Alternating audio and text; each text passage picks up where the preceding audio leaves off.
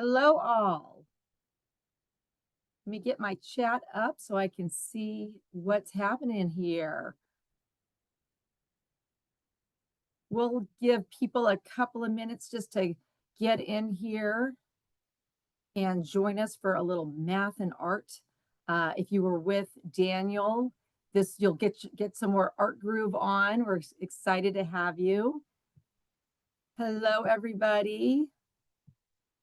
Look at all these great people who are joining us. Come on, come on. We're going to have some fun with Creative Counts. I am Julie Montali. I'm up here in Sacramento. While you are getting yourselves situated in here, let's have you put in your role and what's the grade or the age of your learners? Tell us a little bit about you.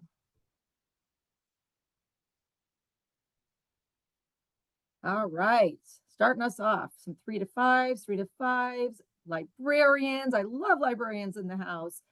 Tons of, oh, hello, Nate, my buddy up here in Sacramento. Bilingual, beautiful, early learning coach. TK, a nanny, thank you for being here. I think you're going to enjoy. Lots of good stuff. Keep it coming, you guys. Keep it coming. Happy to have all of you here with us. We're going to be talking early learning, and you're going to be able to sort of adapt what we're talking about to a little younger crowd, a little older crowd, expanded learning. I love you guys. Thanks for being here. Ooh, I love residential supervisor. Shelly, welcome. All right, keep it coming, everybody. Glad to have you. Shireen from 3rd grade. Huntington Beach. Ooh, I love a beach. I'm a San Diego girl. All right, keep on coming, you guys. While we're getting a chance to see who's in the house, here's what we're going to be up to. We're going to do a little examining of math skills that are inherent in art and creative expression. Now, if you were with Daniel in that last wonderful session right after lunch, he used a lot of beautiful vocabulary. We're gonna continue with that. He did a lot of the art piece. We're gonna bring a little, you're not gonna get a duplicate, you're just gonna get an additive between Daniel and me. If you've been with both of us today, you're gonna come out with all kinds of great art and math ideas. Oh, and I've got Heather here. Great to see you. I love our joyful literacy. Yes, I think you're gonna see ways that you can incorporate joyful literacy, another one of our pet projects here. We are going to just hopefully add to your toolkit, and with you all being with us, oh, love it. Yvonne, Family Daycare, we love to have you guys with us as well. But really, this is a place for you guys to throw in your ideas. So please don't hesitate to jump in with your ideas as well. Now, we are going to be doing some creative counts, and you can think of that in a couple of different ways, a little bit of a wordplay for you. But we're going to actually bring the outdoors in, or maybe go out to the outdoors. So we're going to bring nature into the mix. So hopefully that works for you as well. Oh my gosh, I see all kinds of different preschool settings. We're going to talk just a little bit about art to ground us. And if you've ever heard of a Which One Doesn't Belong, I think you're going to love this. If you haven't, it's probably going to be like, oh yeah, I remember that from, the old Sesame Street days, or Electric Company, or one of those old ones. You can tell I'm aging myself. We're going to talk geometry and number sense and patterns. And we're going to do a little of the creative expression. But Daniel did such a great job with that you have lots to do in that. So we'll just hit a couple of things. Okay. Ooh, and I see my Lisa DeFonte, C-Pin, yay. Okay, so we don't want you to tell me about you being an artist just yet. So we're going to use the Kennedy Center as a little grounding for us. So there are some different ways to think about art embedded into your curriculum. There are sort of, if you look at this Venn diagram, you get a sense of arts as curriculum. And much of what we enjoyed with Daniel was really about that great art and just art for art's sake is kind of the way we think of it about it. And then on the right hand side, you see arts enhanced curriculum. So that's really bringing in another subject. And we're going to talk math today. So art and math. And art is sort of this really cool vehicle that we teach math through. So art is more of that engagement, that hook, the way to kind of bring kids into the fold with math.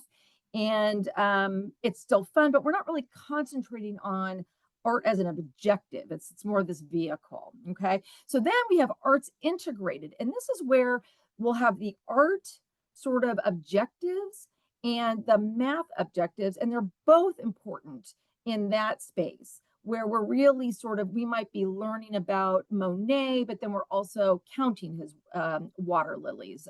You're probably all familiar with Monet. So arts integrated really means a sort of dual capacity or even multi-capacity subject area that we're focusing on. Now, we'll see that we kind of move in and out of all three of these things. They're all three really important. And do you always have to know as a teacher which one you're in?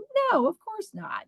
But it's kind of a cool thing to think about as you're learning yourself. So let's talk just about you as an artist, because I can't tell you how many people will say, oh, I'm not an artist. I can hardly draw a stick figure. But art is so broad and so wonderful. In fact, if you see the collaborative art from 4-year-olds that's hanging behind me, then you'll know that even little guys can do this. This was a study of Monet, and the teacher who led this activity was somebody who said, "I'm not an artist," and you know what? She's a true artist. So, are you an artist? I want you to think about the ways that you are an artist. And I'm going to say, yes, you are, if you tell me no. So in the chat, go ahead and put in all the different ways that you get your creative on. How are you an artist? Do you do the traditional things like painting? I love to watercolor. That's my favorite medium. Sewing, crocheting. Thanks for starting us off, Tiffany. Tap dancing. Of course, Jennifer. I love that. And it's good to see you again, too, here with us. Cooking. I'm so glad you brought that up because chefs are amazing. Zumba, right? We've got our dance and performance on. Scrapbooking, baking, crafting, theater arts. We have a lot of artists in the house, and I'm super excited about that. Card making, Sheila. I love doing cards. Rhinestoning. Okay, that totally takes me back to my bedazzling days. I love that. Decorating cakes. Now that is true art because you're really bringing in an interesting medium, and that's very cool, very fun. So keep them coming. You can see there is a wide variety of arts, and when you really realize, even yes, color mixing, super fun to bring science and art. We have cultural ways to bring this in. I love this idea of Polynesian dancing or different kinds of cultural dancing. Oh, Lisa, that's interesting, right? Constructing, and I love that you bring your hubby into that. So very cool stuff. Keep coming. Keep being creative and thinking that way. That is fabulous. Okay, you guys. So what are we going to do first? We're going to actually do a which one doesn't belong little activity, and love to know. Give me a thumbs up if this is something you've done before, either yourself or with kids. It's where you pick the one thing that is not belonging with the others. But as you might realize, there are tons of, well, there are 4 answers here, and there is no one right answer, which I think that this is one of my favorite activities to do with kids. So we're going to try this out. So if you are familiar with these, you might know the artist, but I'm not going to tell you that quite yet. So we are going to, and if you want to use kind of the labels that I've put on them in the chat to make it easier, we've got, you might have seen this painting. It's I'm not going to tell you who it's by yet, in the left-hand corner that I've labeled as Park, but it's very famous. And then we have a few others. So what I want you to do is in the chat, which one doesn't belong for you? And then tell us why. Tell us why. Okay, so we've got the park, the park, the park. Okay, lots, but tell me why. Why is that? I see some other, oh, because it only has people. Okay, that's a great one. The sunflower. Tell us why, Elizabeth. Why is the sunflower, Diane? Ooh, that chat's going so quick, you guys. So oil painting, okay, versus not, that could be. Okay. Ooh, the park seems less abstract. That could be this. There's more impressionistic painting happening in the other three. I'll tell you a little secret that it was Seurat who painted the park scene, and then the Grand Jeté, and then the other three are by Monet. And I know you might think I'm crazy, but after you do studying art prints of the masters with even 4-year-olds, they can begin to tell you which artist painted which painting, even if it's not one that they've studied. So love the sunflower, right? Because they're cut and the other three are natural. Great. Park is not impressionism. You know what? Some people would put Seurat in the impressionist artist because he did that pointillism, but I think you've got a good case there. Ooh, park less adventure could be. The sunflowers would be a still life. You're exactly right on. So there's all kinds of ways. You might even look at the more monochrome of the water lilies, right? That big blue, and the others having more colors. You could make an argument for that. You could say that the indoors versus the outdoors. You could say flowers versus no flowers, right? So there's a lot of you guys who have sort of tapped into those ideas. There's probably even more, right? Even more. But I would probably start with my littles. I might start with it just a little bit more basic example, such as something like this. And I did tell you that we would look at sort of bringing the outdoors in. So you could start just to get the concept of how a which one doesn't belong work. You might start with something like this. And I did promise a little natural aspect. And so here's one idea. You could have these even outdoors on a picnic table or on the ground. You could bring them inside, right? And right, you could look at the shapes, the type of shell, the colors. Once kids, they'll kind of get this idea that there's no one right answer and that my answer is as good as somebody else's. And even our kids who are maybe not articulating or are non-speaking, they might point, right? And so I think that this is a really inclusive activity. Here's one of my favorite things about a which one doesn't belong. And I love how you're picking up on some of the symmetry and some of the textures. I think that's a great add to this, is that it doesn't have to be just colors. But one of my favorite things about this activity, just in general, is that there's a low floor and a high ceiling. And what I mean by that is it really it speaks to so many kids in so many different abilities. It's very inclusive. Your kids who are really ready for that next challenge, they're thinking along the lines of just much more critically about it. They're looking at things more abstractly. And then for your kiddos who, like I said, maybe they just point to the one they think that doesn't belong, and they get to listen and hear what other reasons, and no one is shut down, right? Isn't that just very cool? Is that you're developing language and critical thinking. And I mean, it's just really amazing to have to hear what they say, because sometimes they come up with something that you think, oh, wow, I didn't think of that one. So I love this activity. You can use it for lots of reasons, but it's a really beautiful way to bring math into anything. Yes, Diane, it's open-ended. It's fun. It is a great daily activity. Yes, Julie, I would absolutely agree with you. Okay, so so a lot of fun with this idea of which one doesn't belong. All right, so we're going to take a few different sections of our math skills, and we're going to start with geometry.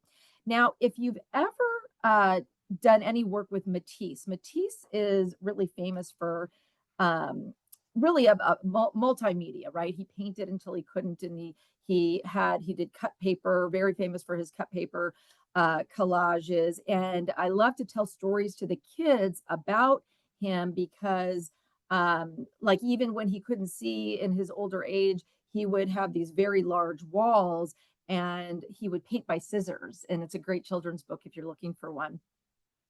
And he would have assistants move his pieces around until he was pleased with the combination and the composition.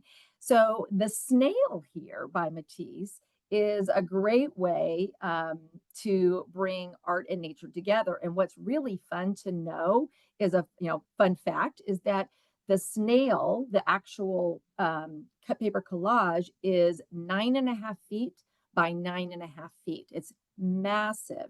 And so that's a great thing to have kids really starting to imagine how large this particular work is. And it's a fascinating thing to see.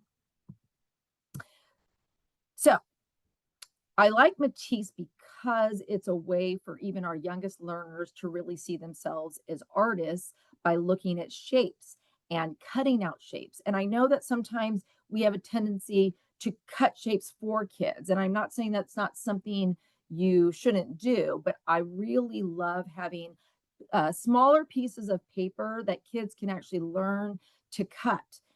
So having both is great, so that you have sort of serving all kinds of kids where they can do some cutting and maybe they can pull some pieces that are pre-cut, but don't always pre-cut for them. So going out into nature and finding leaves and rocks of different shapes and bringing those back in, and then trying their hand at scissors. One thing I love to tell people, and I learned this from my retired, but now so I just got to see her, my sister, the last few days. But she's a retired physical therapist, and for kids to learn cutting, she would have them lay on their tummies with their elbows sort of tucked underneath their rib cage, and it's a really great way to use their stabilizer muscles to work for them. And so if you've got kids who are having a hard time cutting, have them go on their tummies right on the floor, the carpet, and then cut that way. Try it out and see how it works for you. But anyway, they can cut all kinds of different things. They can look for shapes, they can look for rocks. And another really fun thing is to look at insects, because there's so many really interesting geometric patterns, right? So they can create their own insects in that way. So yeah, you guys, I'm glad you like that cutting idea. It was a game changer. And yes, the thumbs up technique, absolutely. Okay, so I want you to pause for a second and take a look at this. Let me see. I want to make sure I get her name right. Elise, yes, Elise Dodge. And she's a Canadian artist, LA based, I understand. But she's really best known for, if you've seen this type, this is something that she does a lot.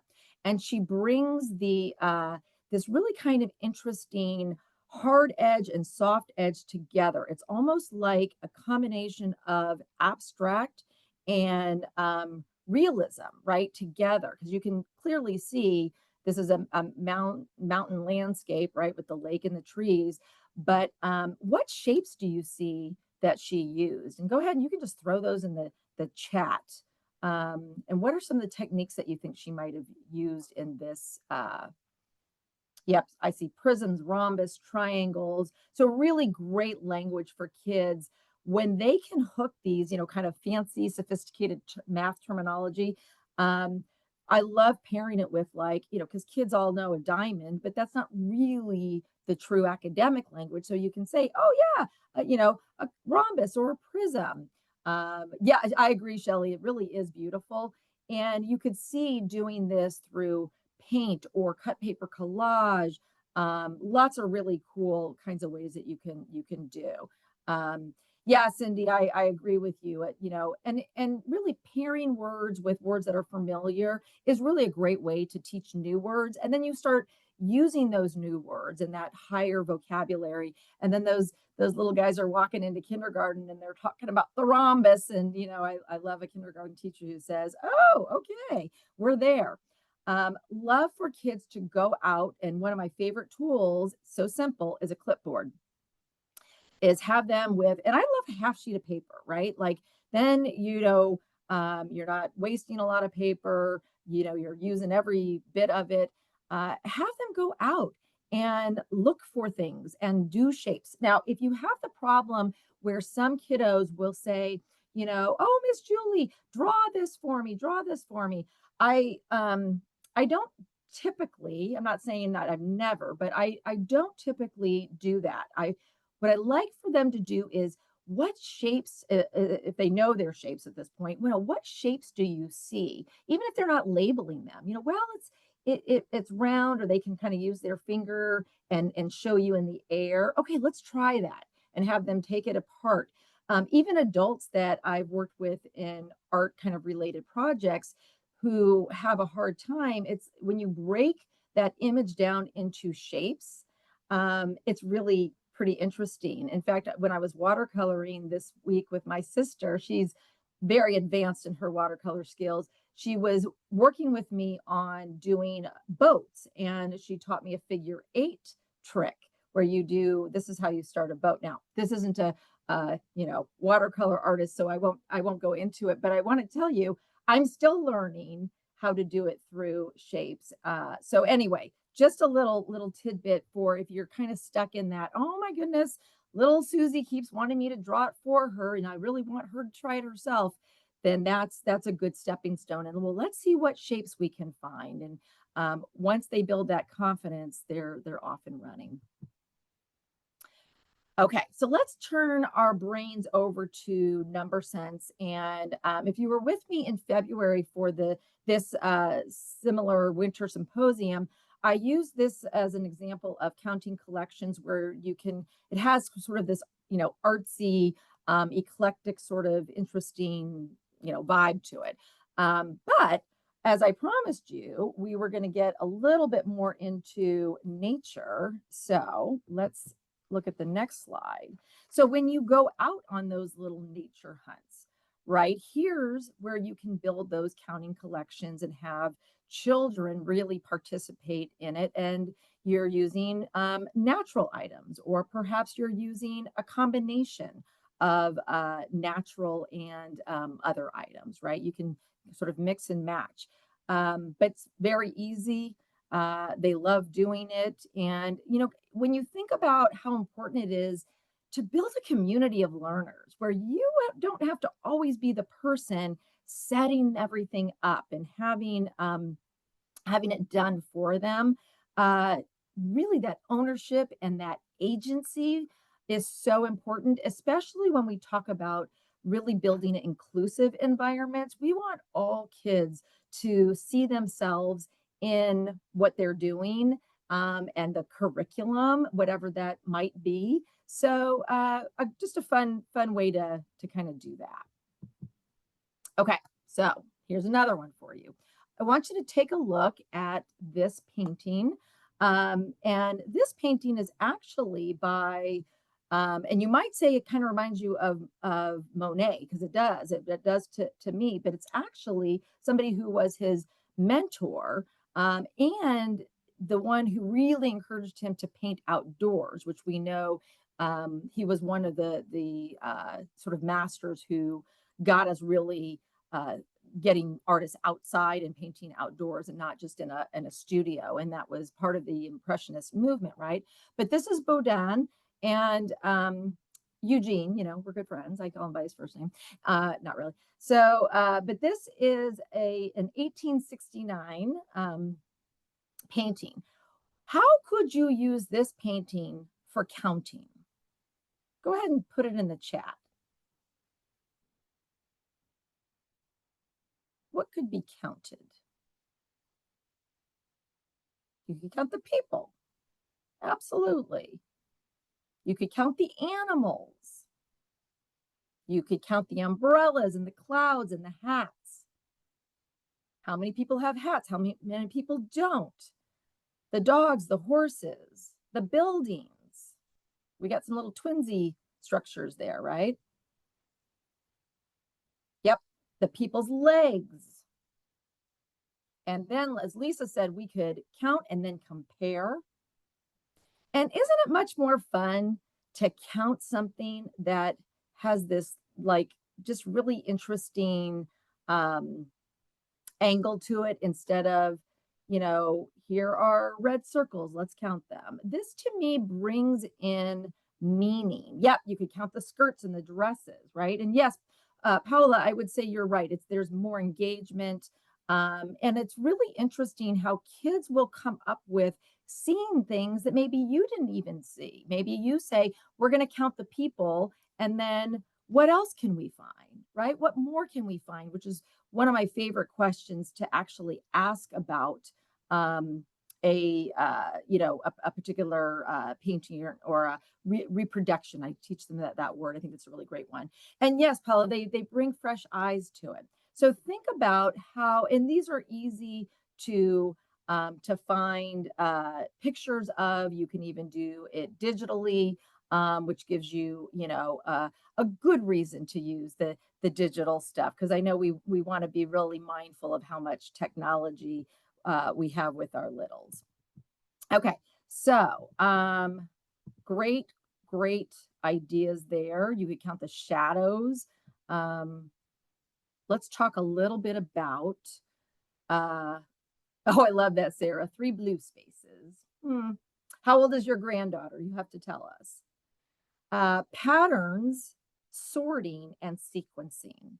So math is so important. Oh, she's 5. Awesome. Math is so important because it really is how we organize our world, and we can make it so meaningful, right? We can talk about how math is in everything that we do. So you may have seen this tip or trick before, but I love a paint chip, right? So you go to Lowe's, you go to Home Depot. Basically, you can take as many as you like. I do have to say I'm followed now in Home Depot and Lowe's because I think maybe I've taken too many over the years. They know I'm coming when I'm pretending that I'm looking at swatches and like sticking stacks of them into my bag. I just have lots of walls to paint, I say. But it's really a great little tool. And here's one picture of something that you could do. You could bring the paint chips and nature together and start doing some matching and corresponding the colors that we see in nature. Here is another really good tip that I got from somebody years ago is punching a hole, because when you can see it, instead of holding it up just next to, when you can see it through, you can see like the blue bicycle sign. It's much easier, right, than to see, oh, it matches which shade or tint. And here's a little tip for you when you're talking about shades and tints with kids. Once you teach them this, if you make the mistake of calling a tint a shade, they will correct you. So a tint is when you have white and the color. So you're adding a little bit of color to white, and say you add a little bit of red and it's a light pink, and you add a little bit more red and it becomes more of this sort of medium, pink color, and more, right? So adding white to a color is a tint. Adding a little bit of black is a shade. So if you really want to use the proper art terms, keep in mind that shade has to do with black and color together, and tint is where we add color to white. And gradient is a wonderful word. I love that. And so as you're talking about these paint chips with the kiddos, and here's one more little picture. And these are actually just, these aren't most of my pictures are real pictures from my experiences. These I just pulled off the internet because I really wanted you to see that idea of punch holing the little pieces. So, that's my disclaimer for you. So you can kind of go from that to this idea of representing data, which there are so many skills involved, so many. Oh, good, Paula. I'm glad that you're enjoying. So let's take a look and see what can we do now. I showed this particular color painting graphing. So I did that in the winter. I wanted to bring it back for those of you who are joining me again and show you kind of an extension of that. And this brings in again that natural piece. And so going and finding, and you can do it with the paint chips if you want to do it that way. If that's a great way, or you can just have kids go out and find leaves and sticks and little flowers and just little whatever things. You can see a feather and some stones and little grasses, what have you, and then make an actual graph with those items. So that is really fun. And it's a great, I mean, just very active, but for those kids who really need to be moving and shaking, you've got some really great math skills that are happening, beautiful language development opportunities.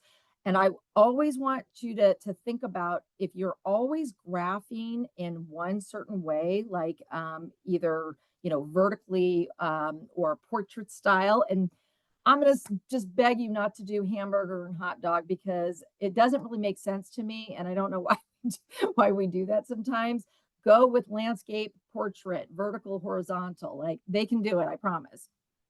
And it always kind of irritates me because hot dog, I'm like, can't you have a hot dog either way? Anyway, that's for another day.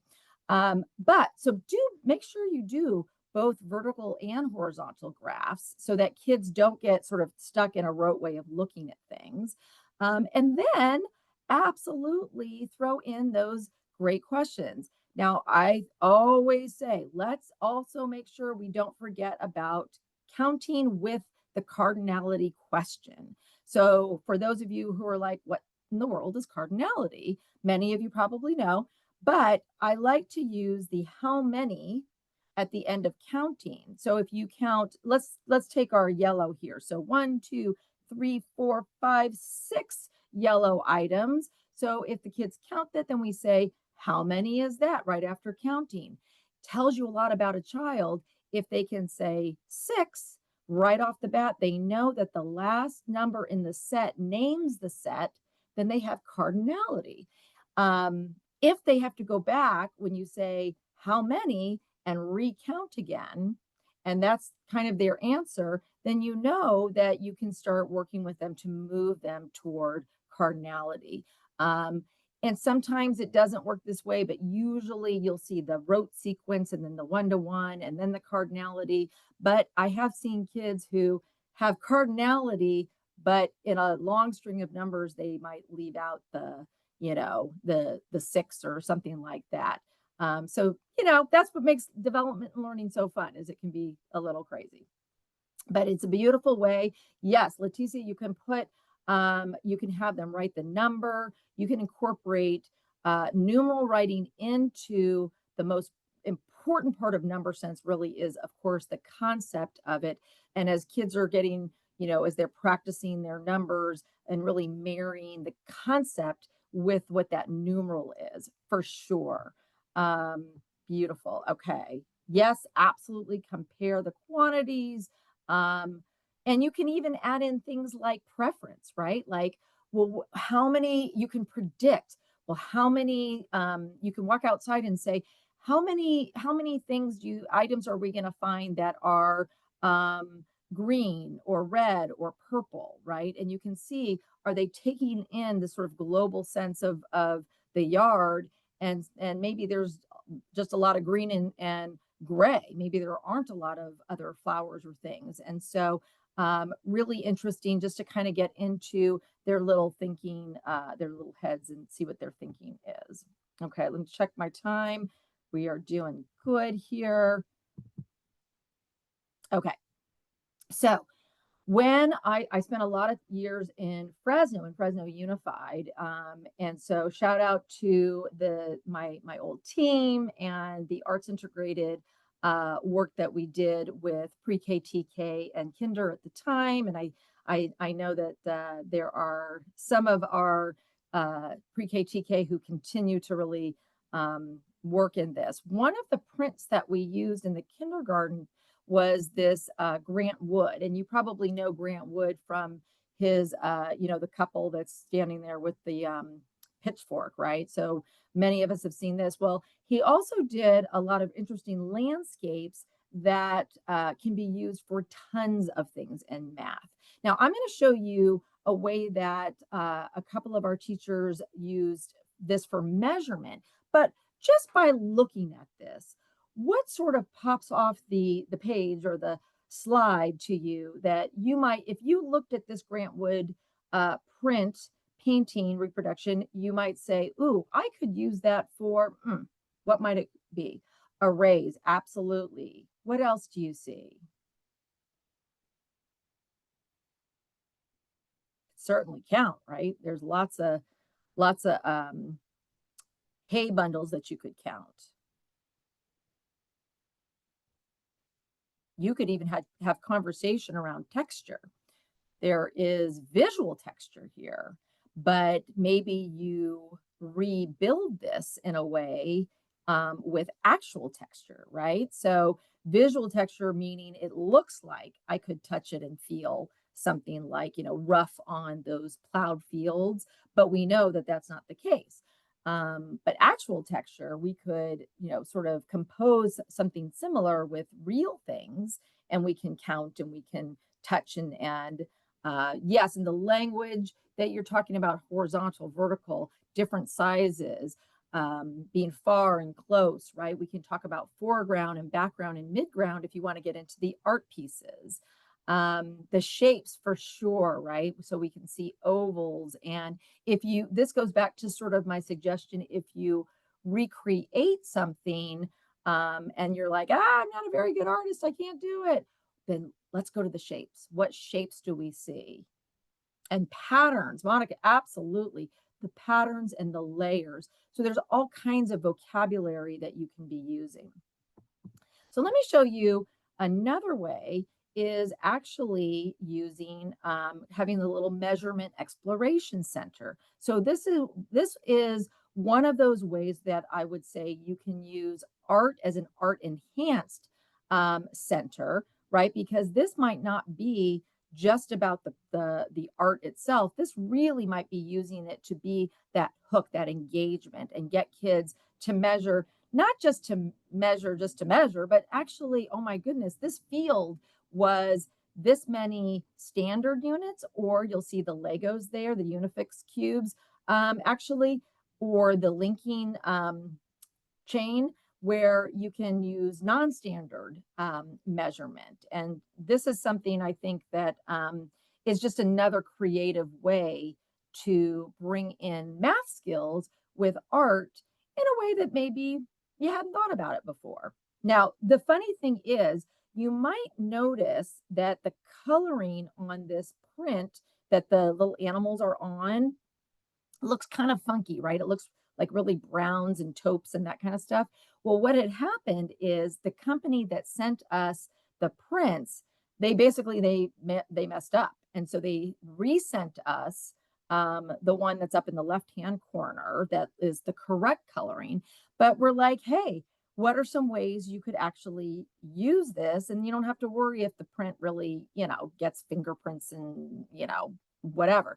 So talk about recycling and reusing. You could even cut this up into different pieces. So you've got the different fields and have them put it back together or create their own. Love doing a painted paper. So when kids can do, and if you were with Daniel earlier, he showed how he used like forks through the paint to kind of give that cool texture. Well, there's lots of ways that you can sort of have kids take recycled paper or old construction paper that you're like, it's kind of faded, what can I do with it? Well, don't toss it, right? Here's a great way for them to make painted paper and then use that paper to cut up to make cut paper collages. And in fact, I'll show you something coming up in a minute, and this is the one that you could actually do sort of a replication of. So, for instance, when we talk about creative expression, one of the he's a more recent artist. A lot of the ones that I've shown you kind of were, back 100 or a couple hundred years ago. Romare Bearden actually lived until the 1980s. So, more of our, some of us at least, not everybody's contemporary, but he had this really great mixed media mural that he did in the early 70s. He was from uh, North Carolina, but he moved to Harlem when he was a boy.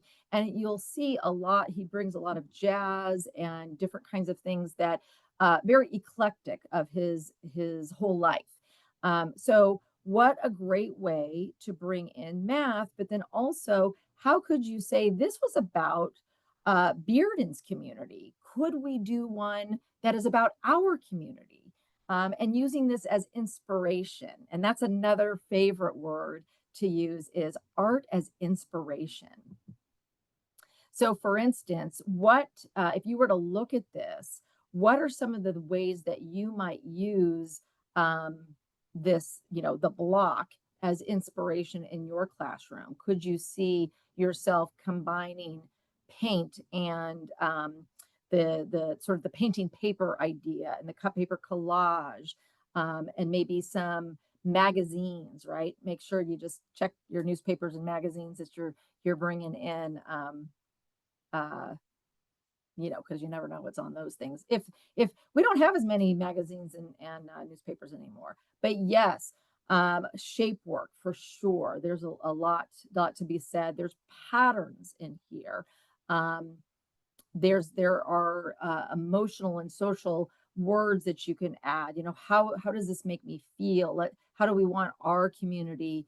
Let's make our own the block, right? So really bringing in those social and emotional aspects and vocabulary as well. And you can see, Gwen, absolutely. I love this idea of the overlapping and creating the buildings with the different windows. And, really you can take this, like you say, into Shireen, into multiplication. This is not something I limit to early learners. This is really something that you can build upon for much older kids. And look, adults too. Honestly, we do so many things. So much math in art for sure, Paola. So don't let that be lost on us. Here are just a couple of pictures from my own programs that I wanted to make sure that you kind of got to see kids working where they can work individually. They can also do collaborative art. I love pairing an inspired print with a chance for them to make their own paints. Sometimes we like to stay with the inspiration paint. Sometimes we say, you can make it completely your own. There's really good merit in doing both things. And yes, Norma, just being able to cut their own unique shapes. And we see that like in the snail, right? Those weren't perfectly cut triangles and squares. So it just goes to show, somebody who's world famous didn't cut perfect shapes. And so it's a great way to be inclusive. Symmetry is another favorite one. I love this book. This is more of a K1 2. I wish I were a butterfly. Super fun to do all kinds of math activities and let kids really develop their language, develop their confidence. You can take half of a shape like the butterfly that you can see where there's a half drawn, and then they create it either with the tangram shapes, their own drawing. You can try different media, from chalk pastels to oil pastels. A little tip is, if you're using oil pastels, use a little sort of padding underneath it. You can even, if you can find old newspapers and duct tape around the edge, it makes a great little padding, and the oil pastels will be much more velvety, using paper towel and Q-tips so that they can really have some interesting experiences with it. But again, this is that arts integrated where you're trying to reach an objective with art as well as reach an objective with math. And a little bit more up close, you can kind of see kids working together, opportunities for kids who are able to create this was making our own insects and we did a build-a-bug. And so they were working on symmetry. So you can see that. And then they can also, if they're at the level where they're like, okay, let me write, I used 2 triangles. I used, however many of whatever shape. So lots of ways to bring in math and writing and literacy. And someone mentioned joyful literacy. And so I think there's always really great ways to pair a wonderful read aloud with an art print and then go into math. I'll give you one example is our little legend tale, monkey tale from McDermott here. We paired it with a Rousseau print, and you can see you can count the monkeys, you can count the mangoes, and we cut mangoes and we painted mangoes, and there's just lots of ways to bring in patterning with this, and just even finding out from the kids, what do you see? And they may share patterns, they may share geometry, geometrical concepts. And so just really very different ways that you can do it, whether you are focusing on the art, focusing on the math, or focusing on them together. Just know that there's tons of ways to do that. I think my biggest message is always and I think this is hilarious, and so I like to bring it back to audiences. You never want to get on a plane where the pilot learned to fly from worksheets.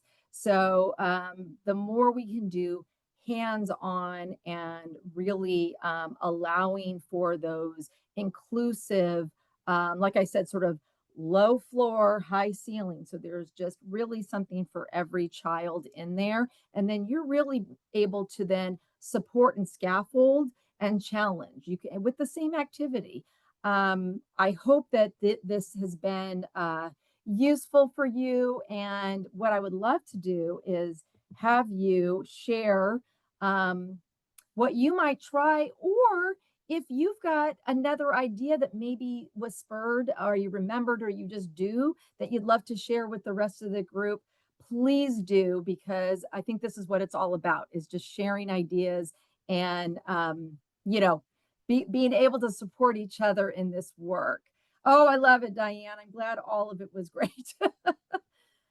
Okay, what do you see? Yes, and one of the kind of follow-up questions is if you ask them, and when they're not super young, like this might be too much for certain kids who you need to kind of keep language a little bit shorter, but when they tell you what they see, you might ask them, what do you see that makes you say that, unless they're just giving you kind of a rote answer, rather than saying why. If they're telling you something that it makes them think of, or they wonder about, like a see, think, wonder, try that. What do you see that makes you say that? And I would use that with a little bit older child, or a very sort of a child who has a pretty good language developed. I see lots of really love. Yeah, the mixed media is a great mural, and it's a cool way for kids to learn how to do collaborative art. Let's see. Shelley, you are asking for, oh, well, you know what? Let me do this. Let me show you. So if you have specific questions for me or resources that you're looking for, here's my contact information. So please reach out, and I'd love to hook you up with some different things. Yeah, Norma, the famous artists and painters, really has been one of my favorites. Diego Rivera, very huge muralist. And I love to have the kids be able to see themselves in the artists. And so absolutely love, Christina, love the idea of bringing real flowers or, even like good artificial ones so that they last. But if you can do the reals, that's fabulous. Yeah, you guys, these are really good ideas. And I'm so glad that some of them are resonating with you in terms of how to pair the reading and the math and the literacy. And don't forget to just sometimes do the art just for art's sake, right? It's absolutely on the table. It's absolutely a valuable thing. Um, Oh, Paula, that's music to my ears that you are ready and you feel like you can do it. Dig in there with those kiddos and let them help lead you through it if you're feeling apprehensive. I promise you, this teacher who did this collaborative art, um, 9 years ago, I still have it in my office to remind me that she was the one who said, I can't even draw a stick figure. It doesn't matter. You don't have to. You guys told us all the different ways you are artists and you are artists. So go with that and have a phenomenal rest of your day and your summer and happy 4th of July. And get to that art. Get to that art. And I hope you enjoy all of the things that you might do from our work today. So that's it today, you guys. Thank you. So glad to have had you here.